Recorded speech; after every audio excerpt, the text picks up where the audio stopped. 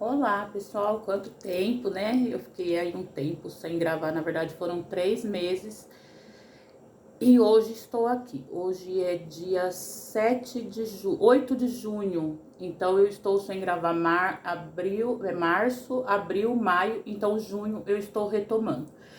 As pessoas sempre falavam do bloqueio criativo e eu tive um bloqueio porque março era o mês das mulheres e eu me preparei para fazer as músicas voltadas para as mulheres. E a primeira música que eu escolhi foi uma música que trata do abuso infantil. E eu tive problema com essa música. E isso me gerou um bloqueio. Vamos ouvir a música e aí eu acho que vocês vão me entender melhor, porque é uma música, a minha irmã que sugeriu essa música, a Cristiane. E essa música mexeu muito comigo. E junho é o mês de conscientização do abuso infantil. Por isso que eu estou retomando as gravações em junho. Até porque no decorrer da live eu vou falar para vocês tudo o que aconteceu nesse período. Vamos ouvir a música? Com o Spotify Premium, Spotify, você curte muito propaganda. mais o seu som. Ouça as músicas sem anúncios, na ordem que quiser. Estragando minha live do Baixe Spotify. tudo em alta qualidade. Porque eu Você ponho a merece música, eu curtir deveria ter deixado a sem música no limites. ponto, mas como faz tempo Clique que eu no não banner gravo, eu e tô saiba sem mais. algumas coisas que eu já fazia.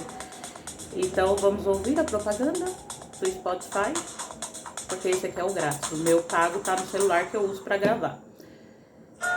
Olha a música.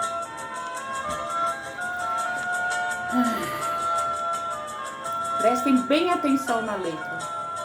Por que maltratar sua linda flor e apagar enfim o seu sorriso de criança?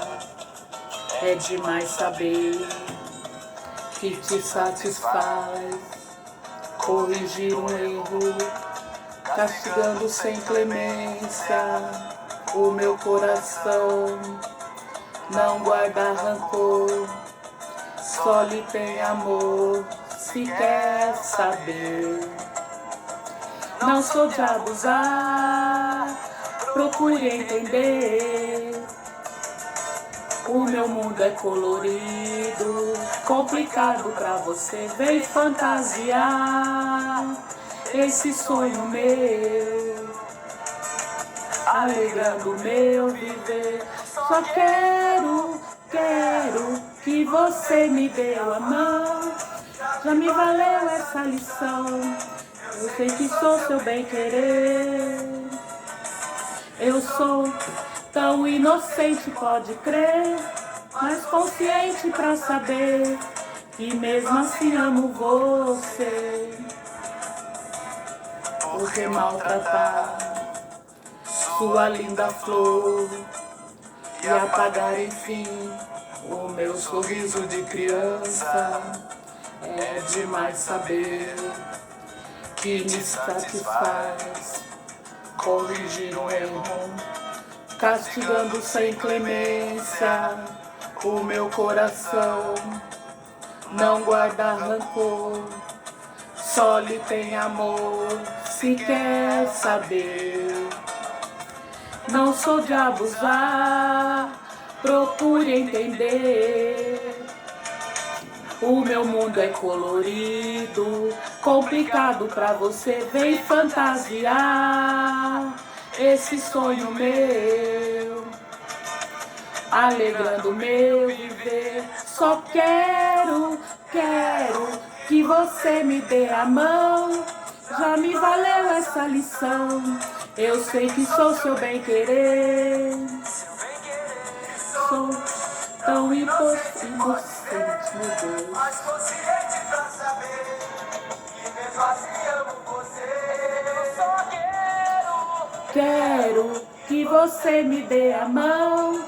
Já me valeu essa lição, eu sei que sou seu bem-querer. seu bem-querer. Estou mais consciente pra saber que mesmo assim amo você.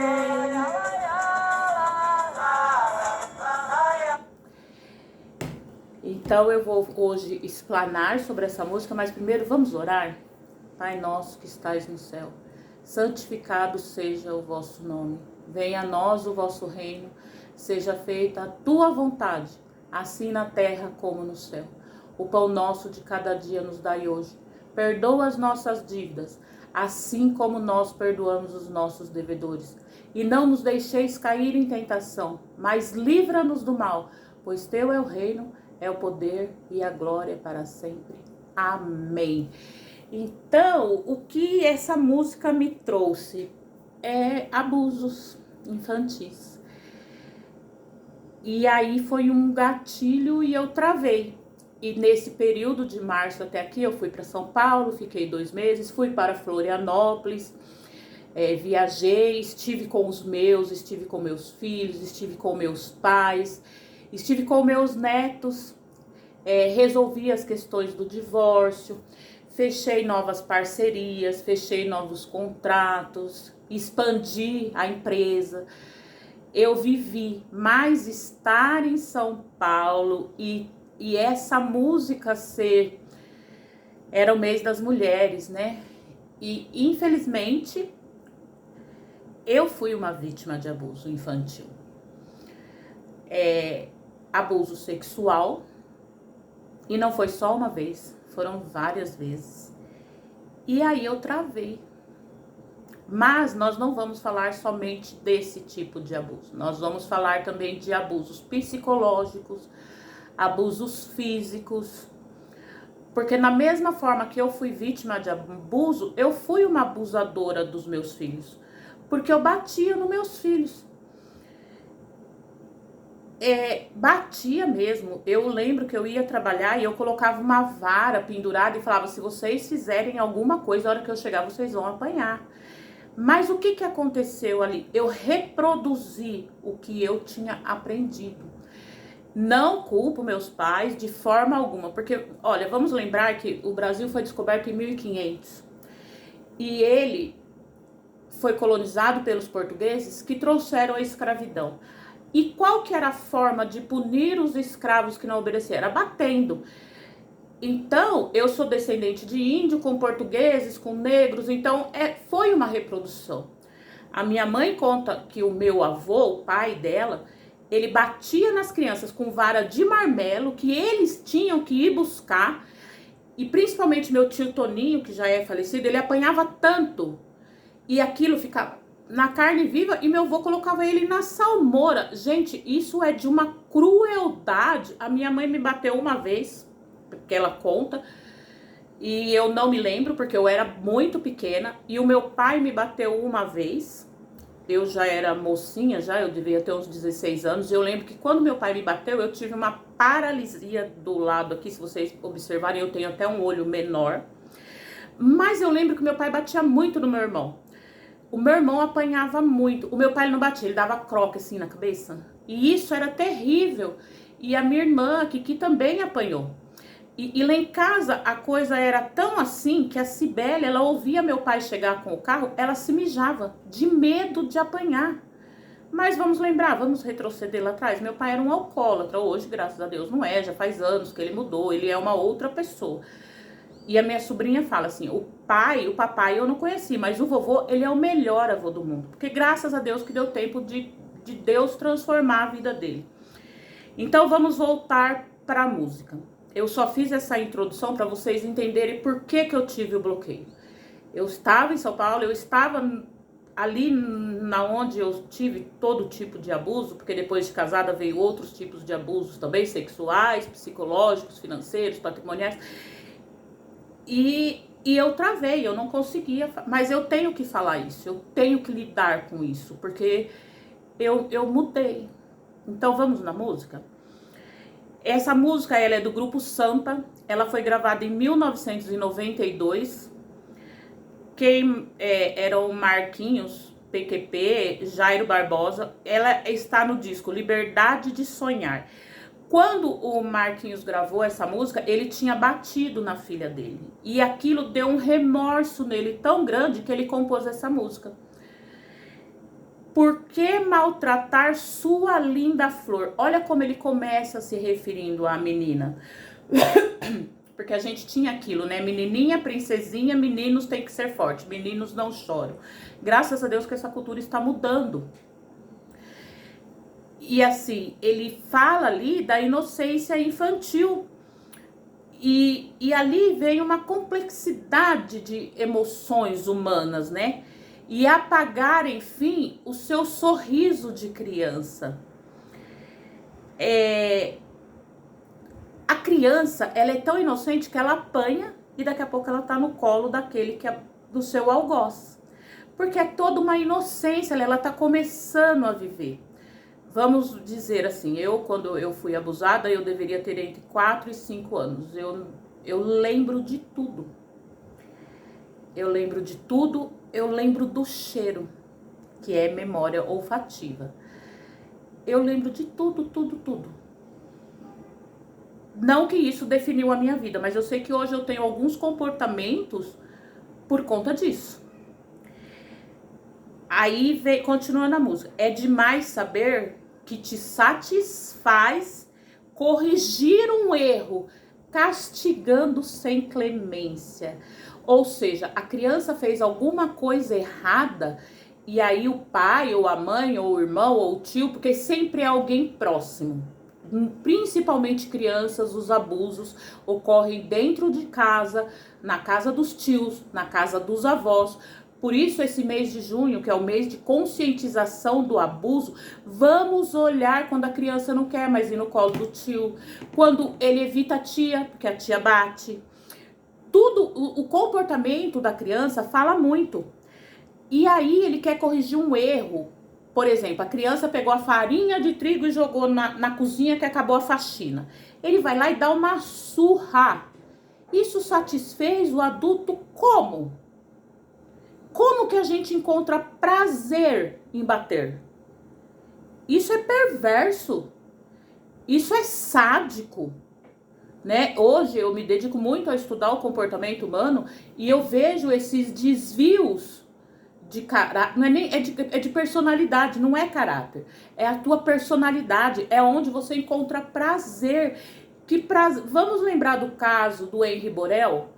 Gente, como pode? Aquele menino, ele morreu de ser espancado. O fígado dele foi estourado. É surreal. O ser humano, o homem, ele é o único que mata o seu ser da própria espécie por mero prazer. Porque os animais ditos irracionais, eles simplesmente matam os seus iguais numa luta por território, numa luta por sobrevivência. O ser humano não. Ele mata por prazer. E aí a gente vê quando chega numa criança.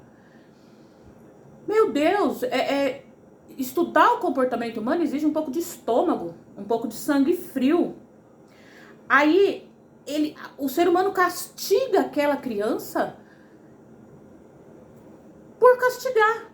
E aí ele fala, a criança tá cantando. Ele fez essa música como se a filha dele estivesse cantando pra ele. O meu coração não guarda rancor, só lhe tem amor se quer saber. Por quê? Porque a criança, ela acabou ali de apanhar, tá toda marcada. Eu lembro quando eu apanhei do meu pai, eu fiquei tão marcada que a minha tia Cida foi lá falar com ele, que não tinha cabimento aquilo. E aí, como eu cheguei aí parar no hospital, ele chorou até, me pedindo perdão e tal, mas... E detalhe, né? Eu apanhei sem culpa. Porque a Kiki e a Cris Loira, meu pai mandou comprar pinga. E a Kiki, em vez de ir direto comprar pinga, não. Ela pegou, juntou com a Cris Loira. Eu tinha faltado na escola, eu já tava no colégio, pra ficar namorando na garagem. Na época a gente não namorava dentro de casa, né? Eu tava ali com meu namorado. E aí elas falaram assim, ai, vamos na casa do Dirce, né? Que a Cris e o Dirce estavam brigando. Só que era muito longe. Eu falei, não, então o Joãozinho vai embora, eu vou com vocês. E elas foram até o Dirce, voltaram e eu fiquei esperando ali na rua do Joãozinho e voltamos. Quando a gente tá subindo a Basileia, o Potatoes vem correndo. O Potatoes era um cachorro, gente, que ele dedava tudo. Ele entrava no ônibus, ele tinha sarna, porque cachorro lá atrás, há mais de 30 anos atrás, Cachorro não ficava dentro de casa, era no quintal, era na rua. E aí a gente vê o Potato vindo correndo, meu pai com a cinta. Eu não lembro se sobrou pra Cris também. Mas eu lembro que eu apanhei tanto. Sabe por quê? Porque eu não chorava. Aí eu não sei se eu tomei um choque ou se eu sou ruim, porque o meu pai bateu. Ele deu uma cintada na Kiki, ela subiu do armário ela subiu na geladeira berrando. E eu não, eu simplesmente parei. Eu lembro que pus a mão no bolso da calça. Aí eu lembro que uma cintada foi pegar no meu rosto, eu virei, tirei a mão do bolso. Minha mãe saiu do banheiro pra mandar ele parar de me bater, porque eu não chorava. Aí quando eu terminei de apanhar, ainda por cima mandou eu lavar a louça. Aí eu chorei, porque eu nunca gostei de lavar louça. Mas hoje eu entendo que meu pai simplesmente reproduzia o que ele viveu. Para ele, a forma de educar era essa, era não deixar faltar nada, exigir... meu pai tinha uma coisa que quando nós estávamos na 2ª série primária, ele tomava tabuada. E se não soubesse, ele batia. E eu lembro que ele dava assim, 1 mês. Aí com 10 dias eu falei, pode tomar a tabuada. Porque eu já tinha decorado. Eu acho que eu tinha tanto medo de apanhar, porque eu via ele batendo no meu irmão, que eu sempre tentei fazer o meu melhor. Hoje eu entendo que eu sempre busquei validação. Mas a Kiki apanhou. Até hoje ela não sabe tabuada, ela pegou trauma da tabuada. Porque ela não sabia e meu pai queria... Mas na época eles deveriam ter buscado ajuda profissional, ver se ela tinha TDAH, ver se ela... tinha algum problema. Não, mas não, gente, a gente apanhava. Hoje a juventude, as crianças hoje têm uma vida plena. Mas a nossa foi muito... E eu tenho certeza que meus amigos lá do Felipe Risses também apanharam. Eu lembro até de pai batendo em amigos meus na porta da escola. E aí a criança fala assim, só lhe tenho amor se quer saber, porque a criança é tão pura, gente, que ela só sabe amar. Hoje a gente vê em algumas escolinhas, né, que a criança, ela bate nos coleguinhas. Isso ela tá vendo violência dentro de casa. Eu nunca me envolvi em briga, eu sempre fui muito tranquila, mas a Kiki resolvia na briga. Ela brigava, ela batia no povo da escola, ainda a gente tinha umas amigas assim, a Lucia, a Pereba, os nomes, a Feia. Gente, eles resolviam na porrada. As meninas brigavam mais que os meninos. Não sou de abusar, procure entender. O meu mundo é colorido, complicado para você. A criança, ela enxerga tudo com aqueles olhos da inocência e ela não vê maldade. Mas o adulto, na época dessa música, vamos lá, ó, a música é de 92, nós ainda nos apanhávamos. Hoje é proibido por lei, mas a gente ainda apanhava. Eu sei porque meu filho é de 91 e ele, coitadinho, o meu filho mais velho, gente, ele é o meu maior projeto de vida. Ele foi o filho que eu mais programei, ele foi o filho que eu mais quis. Embora na época eu tivesse 18 anos, fosse solteira, eu já sabia o que eu queria. Porque eu sou assim, se eu quero, eu faço acontecer. E aí depois eu vou entrar em umas questões de eu ficar quietinha no canto esperando a pessoa ter atitude. Eu não espero, eu resolvo. Então o Evandro pra mim, ele é tão maravilhoso, gente. Ele é tão sensacional, que eu tenho uma tranquilidade dele ser o irmão mais velho dos meus filhos. Embora eu aproveite aqui e pedir perdão para meus filhos pelas vezes que eu bati. Eu estava só reproduzindo. E eles são maravilhosos, os meus filhos. Então, o mundo da criança, ele é colorido. Mas o adulto, com todos os seus problemas, com conta para pagar, com não sei o quê, e fofoca, e inimizade e tal, ele não enxerga mais aquela pureza. Porque o mundo hoje está muito contaminado, o mundo hoje está muito rápido. E aí o que acontece? O adulto descontava nas crianças. Nessa época nós não tínhamos internet, nós não tínhamos...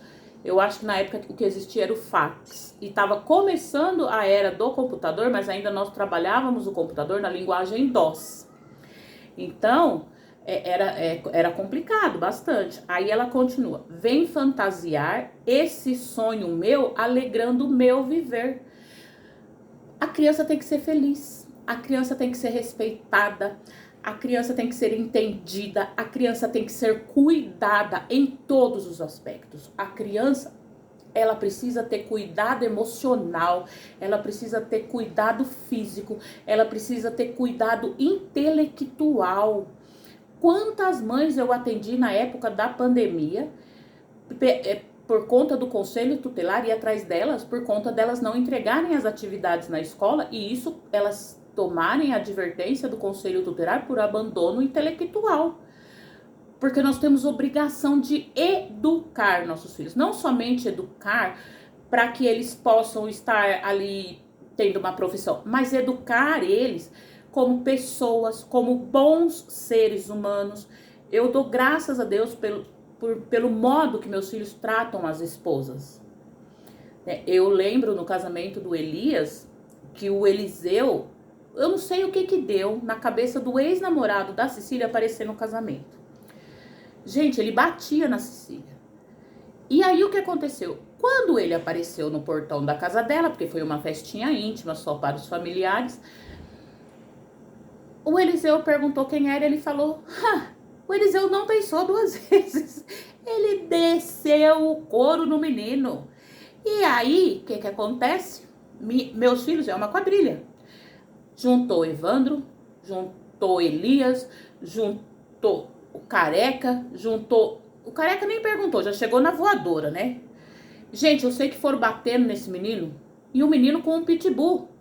E o Evandro morre de medo de pitbull, de cachorro. O Evandro morre de medo. E eu sei que eles não quiseram saber.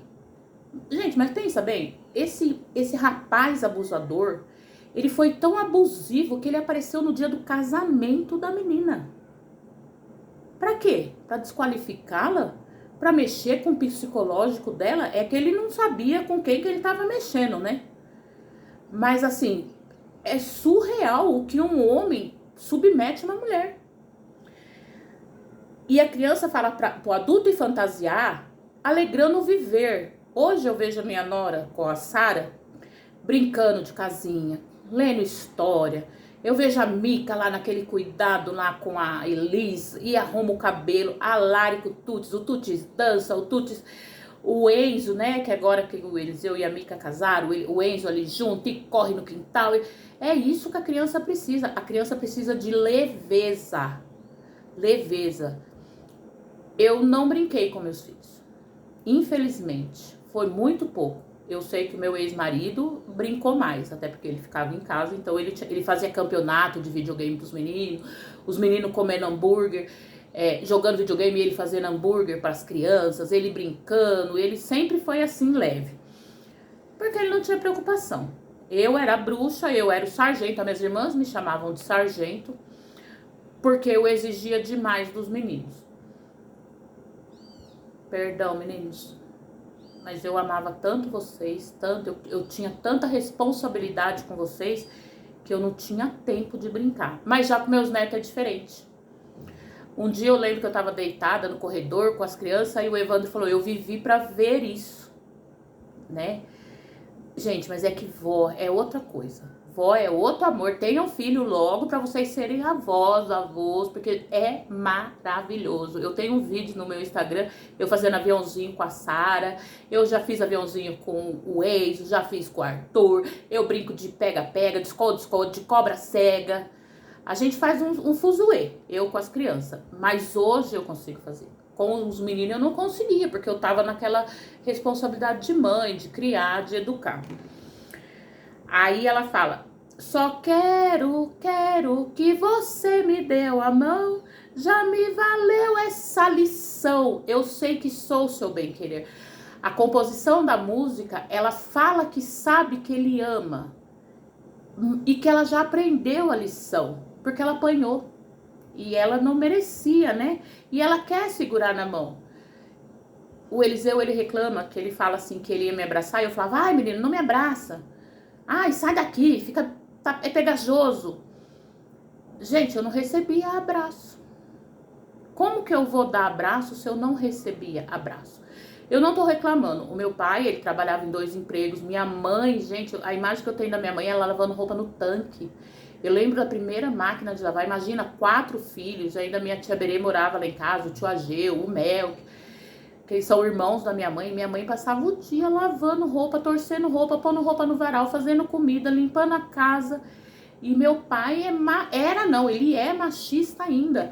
Totalmente, a mulher tem que ser totalmente submissa. Tanto que hoje eu olho a minha mãe e eu falo, meu Deus, como que a mamãe nunca teve voz.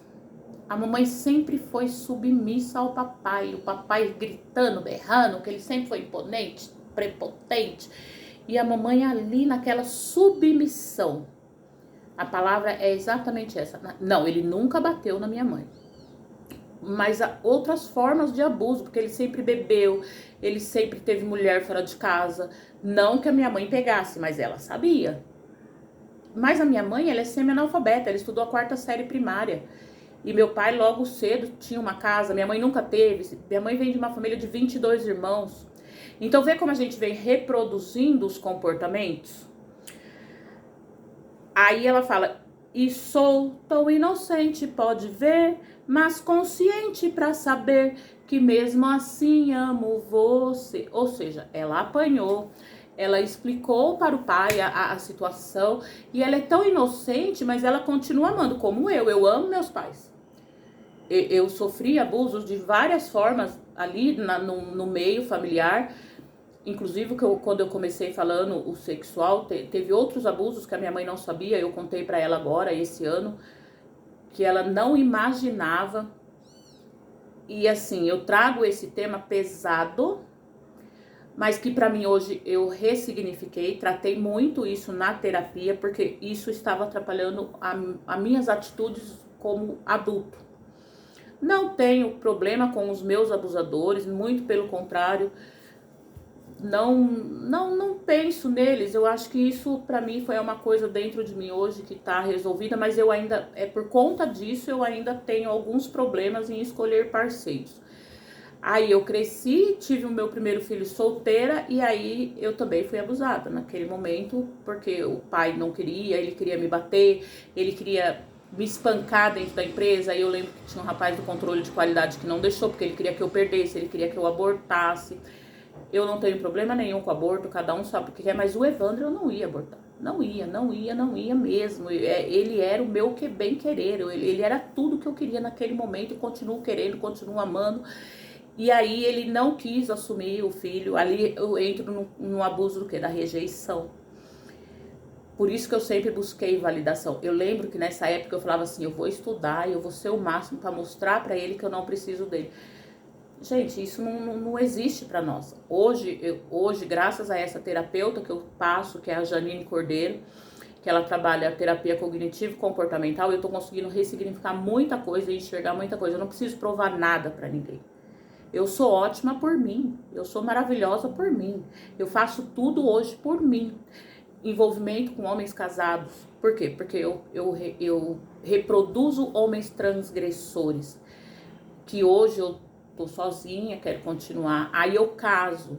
Dentro do meu casamento, eu sofro todo tipo de abuso sexual, de estar dormindo e acordar ali, sabe, naquela situação. Mas eu achava que era normal. Eu falava pra minha mãe falava, não, filha, você fica, porque é assim mesmo, o homem é assim. E eu sei que hoje isso era estupro. Você estar dormindo e alguém transar com você dormindo é estupro. E eu, uma pessoa tão estudada, conhecedora das leis, eu achava que estava tudo bem. O abuso patrimonial, quando o meu ex-marido não toma o papel de provedor da casa e fica sentado o dia inteiro assistindo série no celular e eu trabalhando, correndo, doente, tal, isso é abuso patrimonial. E os abusos psicológicos? Eu vou reproduzir uma frase.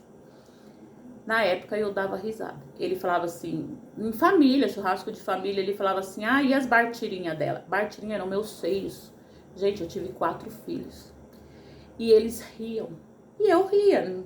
E aí eu fiz plástica, coloquei silicone, porque eu sempre tive trauma dos meus seios, porque eu não tinha, aí depois quando eu tive, meu marido se dirigia a eles dessa forma.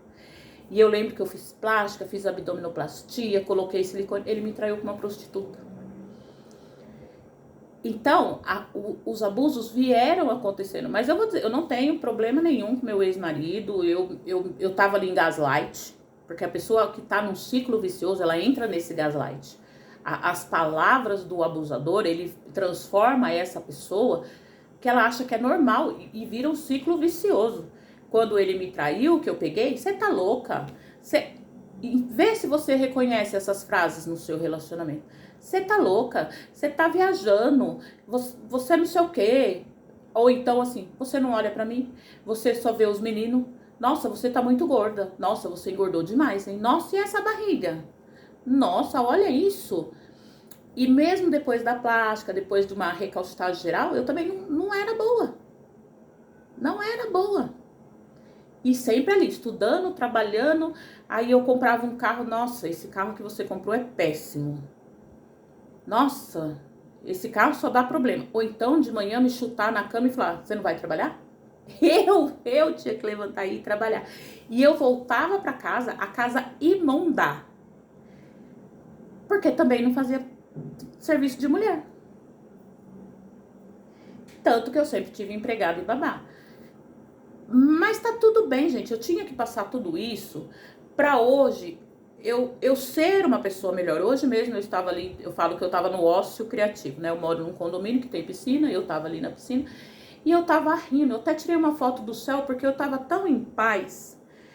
Porque eu tenho um problema que eu falei pra minha terapeuta, falei com a minha prima Gemiminha, que a gente tá muito próxima, graças a Deus, depois que eu fui pra Florianópolis. Eu amo a G, também sofreu, gente.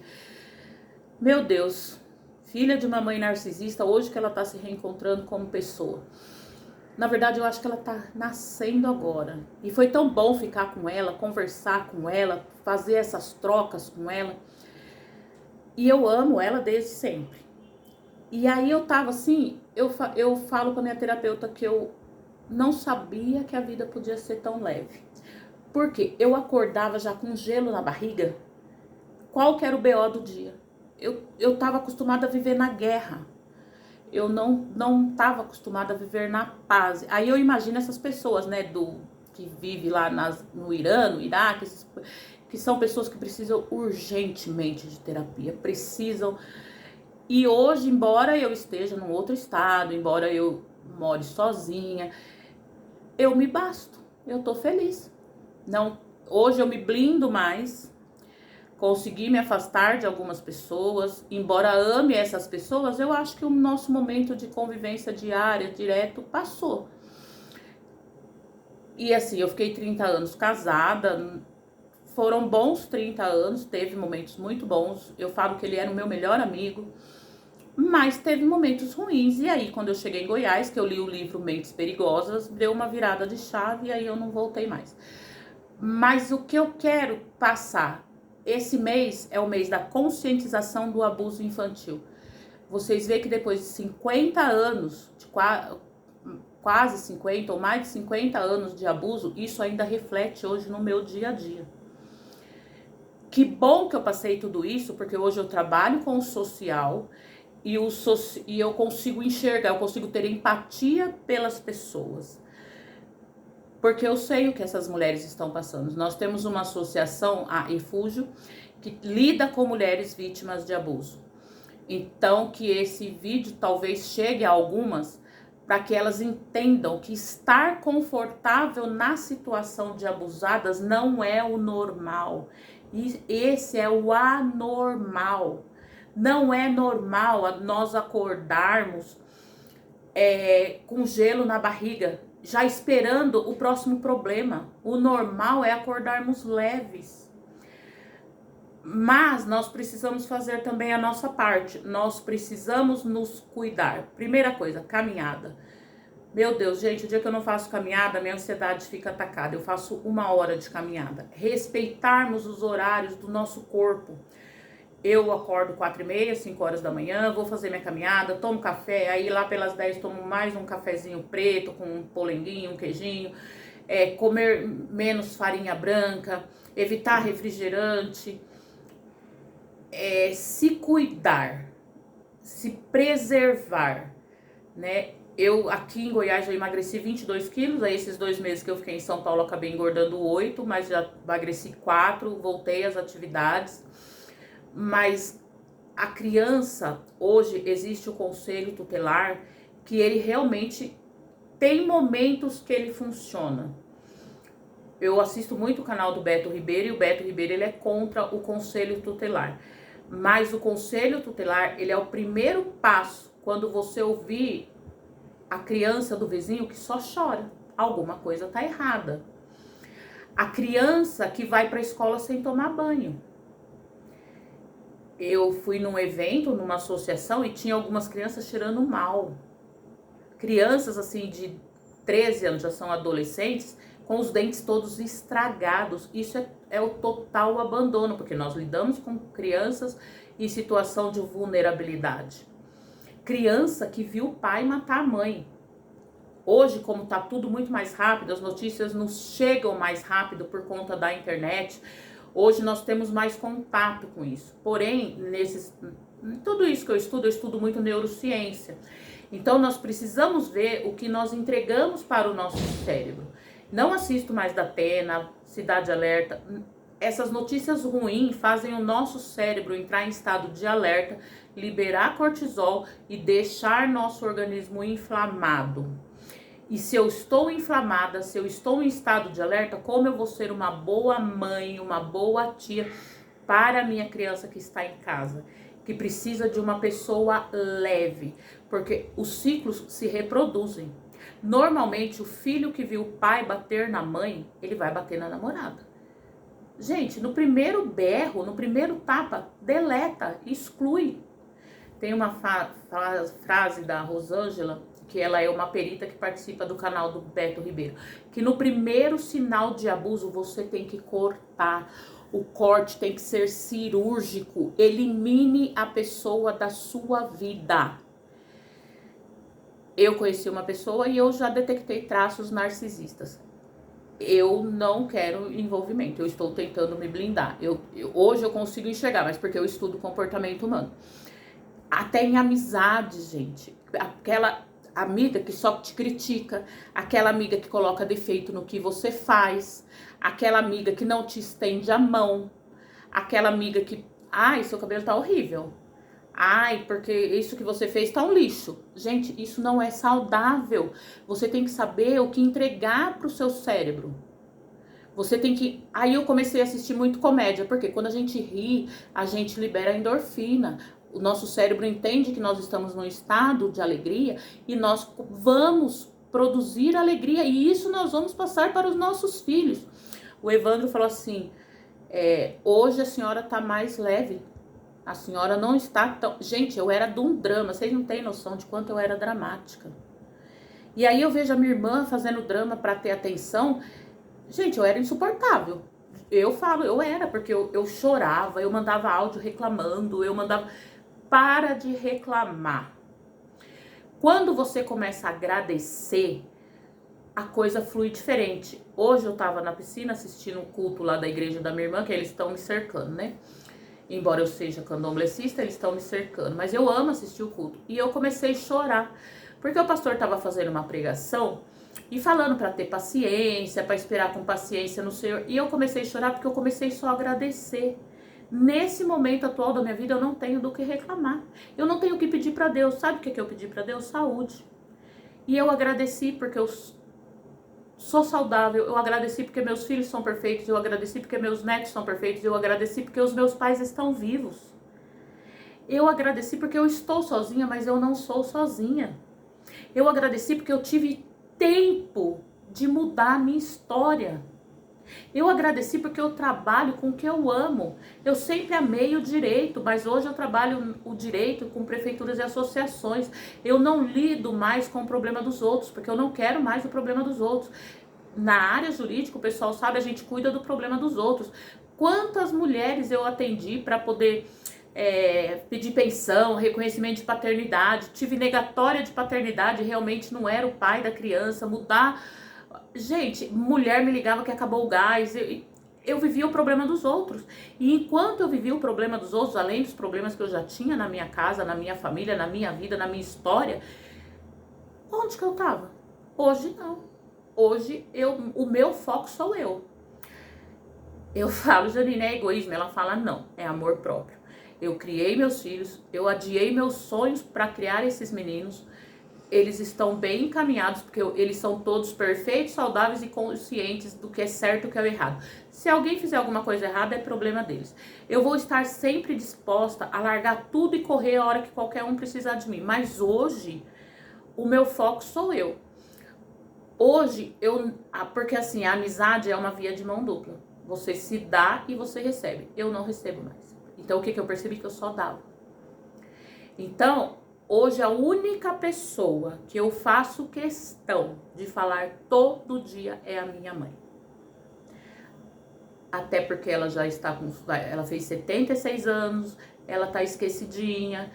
Ela ama a casa cheia, ela ama cuidar, ela ama se dedicar para os netos, para os bisnetos. Eu não quero isso. Eu estive em São Paulo, fui na reunião do TUT. Gente, ele ficou tão feliz quando eu cheguei na escola dele. Ele me mostrou para todo mundo. Aí quando nós chegamos no barracão, ele falou: minha avó Simone foi na minha escola. Olha como é importante. Mas eu não vou ser rede de apoio. Não vou ficar o tempo inteiro correndo atrás do meu neto. Eu não vou, porque a minha mãe foi minha rede de apoio muito tempo. Eu agradeço imensamente a ela. Mas eu não tenho estrutura emocional, gente. Eu passei até por clínica psiquiátrica. Eu tentei o suicídio 4 vezes. Graças a Deus que eu errei, né? Porque não era a hora. Porque eu tinha que estar aqui contando isso para vocês saberem que esse mês de conscientização do abuso infantil acaba com a vida daquela pessoa pro resto da vida se ela não fizer terapia. Vamos fazer terapia. Hoje nós temos a NR1 que cuida da saúde mental até de funcionários, porque eu tenho síndrome peão. O que é a síndrome peão? Eu tenho que ter horário para tudo, porque eu fui institucionalizada. As crianças são institucionalizadas, porque na escola você tem o sinal da entrada, você tem o sinal do intervalo, você tem o sinal da volta, do intervalo você tem o sinal da saída.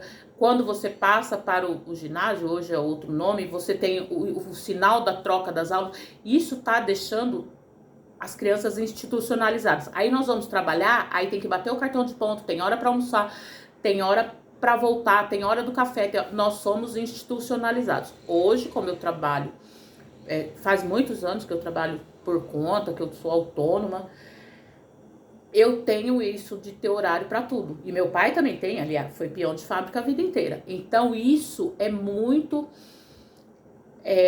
no mesmo momento que a gente tem que ter disciplina, nós não podemos ceder a isso. Hoje, depois de muitos anos, hoje eu acordei, eram 8:45. Eu achei que eu estava atrasada. Atrasada para quê? Me fala. Porque isso ainda está incutido em mim. E é uma coisa lá da infância. Hoje é domingo, eu não tinha horário para nada. Mas eu falei, meu Deus, que tarde. Sendo que antes, aquela outra Simone, que estava em Gaslight, levantava 10, 11 horas. Só que eu não dormia.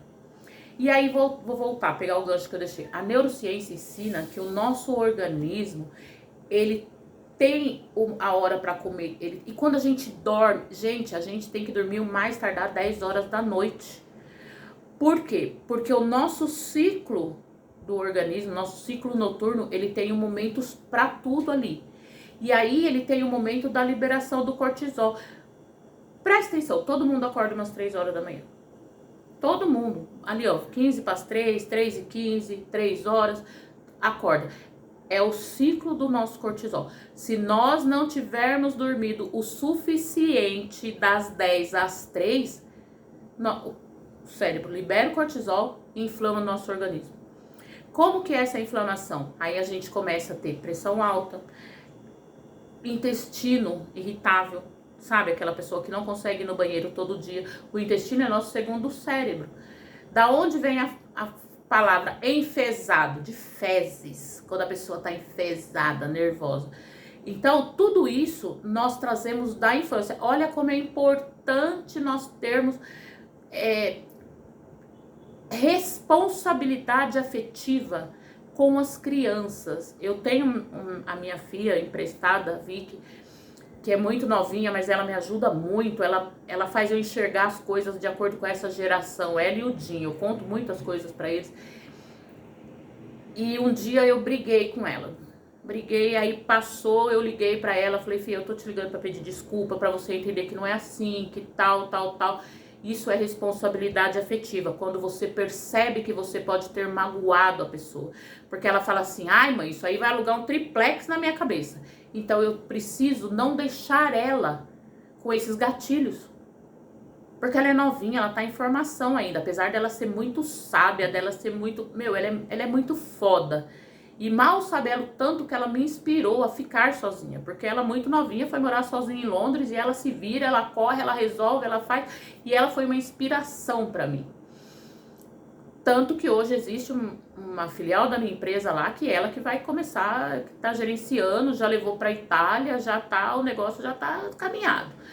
Então, tudo isso vem da infância. Então vamos prestar atenção nas nossas crianças, vamos ver quanto de carinho nós estamos dando, quanto que nós estamos dando de atenção, sentando, conversando, perguntando como foi o dia, perguntando como foi a escola, perguntando por que tá fazendo tal coisa, por que eu lamento não ter dado mais atenção para os meus meninos. Eu estava tão preocupada, a escola sempre eu dei muita atenção, sempre peguei no pé, eu sempre achei muito importante o estudo.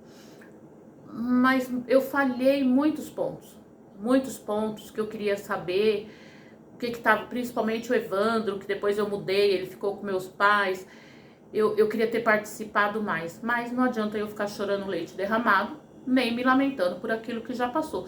Estou tentando mudar daqui pra frente, que é o que eu posso fazer, porque é o que passou, gente, passou. Tenta mudar o daqui pra frente. E outra coisa que eu aprendi com Cortella, eu não quero ser medíocre mais, mediano.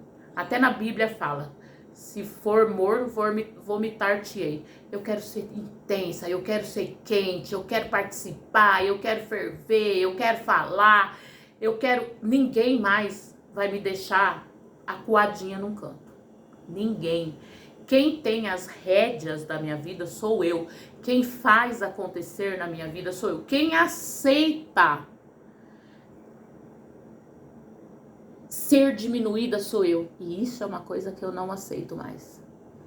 Hoje, eu simplesmente tiro da minha vida. Como diz a Rosângela Monteiro, eu tiro da minha vida. É cirúrgico. Eu corto, eu extirpo. E continuo seguindo a minha vida sem dor na consciência nenhuma. Porque ninguém teve respeito por mim. Ninguém teve isso por mim. E eu só fui aprender isso nesses últimos 2 anos. Que eu tenho que me respeitar, que eu tenho que me amar, que eu tenho que me colocar em primeiro lugar. Porque eu sempre coloquei os outros. E não foram só filhos, não. Foram filhos, foram amigos, foram filhos de santo, todo mundo, foram clientes. Eu colocava todo mundo acima de mim. Hoje não mais. Lógico, eu tenho um senso de responsabilidade muito grande com as pessoas, tanto que eu falo da responsabilidade afetiva. Tenho um senso de ética muito grande hoje. Eu sempre tive, mas hoje o que não está de acordo com a minha vida, com a minha ideologia, com as minhas crenças, eu não aceito. Isso é respeito comigo. Eu não vou mudar a minha vida, a minha história para agradar o outro. E tudo isso, gente, é cuidando das nossas crianças. Não que meu pai não cuidou, não que a minha mãe não cuidou, mas eram outros tempos, era outra realidade, outra cultura. Graças a Deus que deu tempo de eu mudar tudo isso. Eu sei que o tema foi pesado, vocês entenderam porque eu tive esse bloqueio. Eu vou trazer mais alguma coisa referente às mulheres, porque é o mês da conscientização do abuso.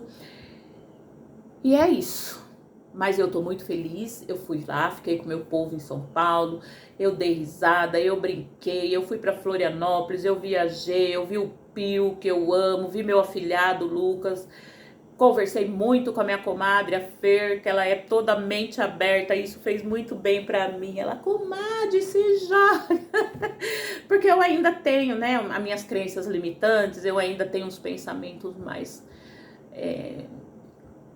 poderosos, né? Mas eu tô aprendendo. Eu acho que é bom, né? Eu tenho 53 anos, tenho ainda quantos anos de vida útil aí? Vamos. 30? Chega os 80? Eu vou chegar, gente, tô treinando, fazendo musculação, tô fervendo. Mudei a alimentação, tá mais saudável. Se nós não nos amarmos, primeiro lugar, nós não temos como amar o próximo. Vocês viram que mesmo eu amando meus filhos, eu falhei demais. Porque talvez se eu tivesse me amado mais, eu teria muito mais o que passar para eles.